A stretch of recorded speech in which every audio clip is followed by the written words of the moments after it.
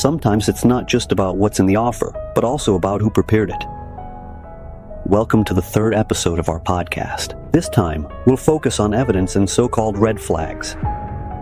We'll show what public contracting authorities should pay attention to in every procurement process, especially if they start to suspect that something isn't right. I'm not really an expert in this, but if I were a contracting authority, how would I even know that something's going on? Every contracting authority should be alert if there are patterns in the tenders that aren't typical. For example, if the same winner keeps coming up, or if a company that usually takes part in similar tenders suddenly doesn't participate. A suspicious sign is also an unusually small number of bidders or their sudden withdrawal without a clear reason, especially if the winner who gets the contract later brings in one of the competitors as a subcontractor. Another warning sign can be the rotation of winners among a few companies for the same contracting authority, or when the participating companies know each other well, cooperate on other contracts, or have the opportunity to meet informally before submitting their bids, for example during a site visit, and of course, when the bids themselves are suspiciously similar in graphics, text, and content. When these elements come together, it's not just a coincidence.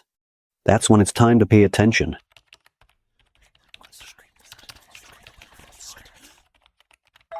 You might think these are just minor details. The same wording, identical attachments, mistakes that appear in multiple bids, the same graphic layout. Sometimes you might not even notice that the files were created on the same computer or that the document was saved by the same user before being sent. Each of these things on its own might not mean anything, but when you put them together, they start to fit, and the result is often more than telling. So is just one piece of evidence enough and I'm done? That sounds like an easy task, but you're talking about patterns and connections. So how is it really? Unfortunately, in most cases we don't have direct evidence available. For example, a single smoking gun email that reveals everything. We collect indirect evidence, clues piece by piece, and put them together. These individual pieces then start to form a certain pattern of behavior, and that's exactly what is key for the authority. What would such direct evidence, a smoking gun email, actually look like?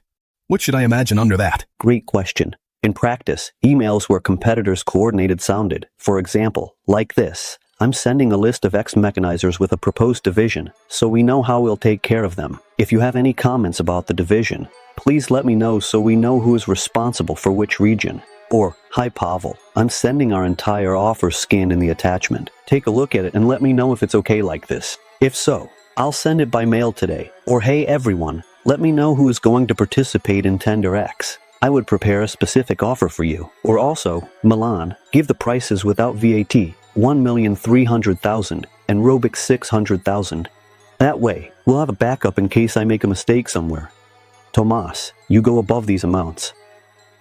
It doesn't have to be just emails, but also conversations on mobile phones, SMS messages, communication apps, and so on. But it always holds true that this kind of information has no place in a competition, and it's a very strong sign for us that it's not a fair competition. However, the truth is that this type of conversation has unfortunately become rare. Competitors are smart and they've learned their lesson.